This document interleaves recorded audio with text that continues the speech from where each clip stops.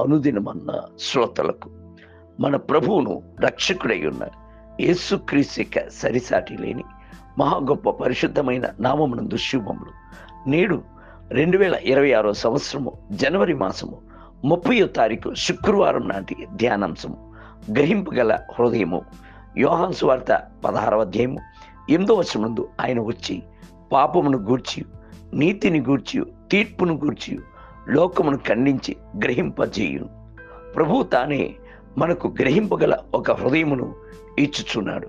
ఒక మనుష్యుడు పొరపాటు చేయుచున్నప్పుడు అతని మనస్సాక్షి విలపించుచున్నది.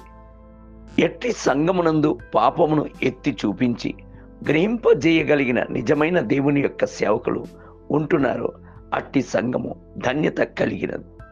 నేడు అనేక మంది వాగ్దానములను కోరుచున్నారు, ఆదరణను, ఓదార్పును కోరుచున్నారు. ఇట్టి వారు జోలపాటలను, ఆశీర్వాదపు మాటలను కోరుచున్నారే గాని తమ యొక్క తప్పిదములను సరిచేసుకుంటూ ముందుకు వచ్చుచున్న వారు కాదు. వాగ్దానములు అవసరమే. అదే సమయంలో మీ తప్పిదములను ఎత్తి చూపించి కన్నీటితో మీ కొరకు ప్రార్థించి ఆలోచనలు చెప్పేటువంటి సేవకులు మిగుల అవశ్యము. దావీదు ఒకసారి తెగించి పాపము చేసెను. మేడ మీద నిలబడి ఒక స్త్రీని ఇచ్చుతో చూచెను. మరొకని భార్య అని తెలిసి కూడాను ఆమె భర్తను యుద్ధము మోపుగా జరుగుచున్న స్థలమునకు పంపించి చంపించెను. భర్త ఉన్నప్పుడే వ్యభిచారము చేసి ఆమె గర్భమునందు శిశు ఏర్పడెను. దాని తర్వాత ఆమెను వివాహం చేసుకుని రాజనగరునకు తీసుకుని వచ్చెను. అది పాపము అని గ్రహించలేదు. 1 సంవత్సరము గడిచిపోయాను. అప్పుడు ప్రభు నాతాను ప్రవక్తను దావీదు వద్దకు పంపెను.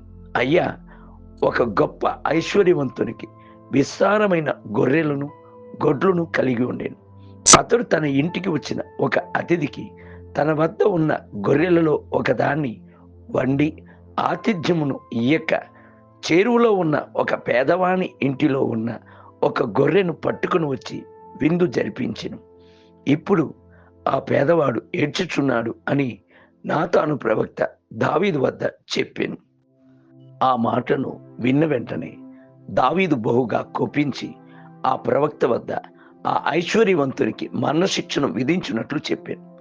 దానికి బదులుగా ఆ ప్రవక్త, ఆ మనుష్యుడు నీవే అని చెప్పి దావీదు యొక్క దుర్మార్గపు చర్యనంతటిని గ్రహింపజేసెను. అప్పుడే దావీదు తన తప్పిదమును గ్రహించి కన్నీటితో పాపపు ఒప్పుకోలును చేసి 51వ కీర్తనను రాసెను. విరిగి నలిగిన హృదయముతో ప్రభు వద్ద పాపక్షమాపణ కొరకు గోజాడి ప్రార్థన చేసెను. తన పొరపాటులు కనుగొనగలవాడెవడు? నేను రహస్యముగా చేసిన తప్పులు క్షమించి నన్ను నిర్దోషిగా తీర్చుము. దురాభిమాన పాపములో పడకుండా నీ సేవకుని ఆపుము.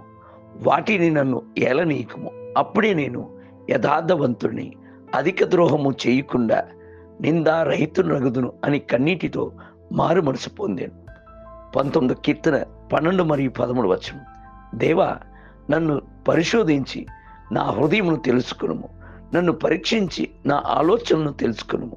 నీకు ఆయాసకరమైన మార్గము నా యందు ఉన్నదేమో చూడుము. నిత్య మార్గము నన్ను నడిపించుము అని విలపించాను. 139వ కీర్తన 23 మరియు 24 వచనం. దేవుని బిడ్డలారా, మిమ్ములను మీరే పరిశోధించి చూచుకుంటూ ప్రయత్నించుచున్నప్పుడు ప్రభువు మీ తప్పిదమును మీ యొక్క హృదయమునందు గ్రహింపజేయును. మీరు ప్రభువు వద్ద బతిమాలి గోజాడుచున్నప్పుడు ప్రభువు మిమ్ములను క్షమించును.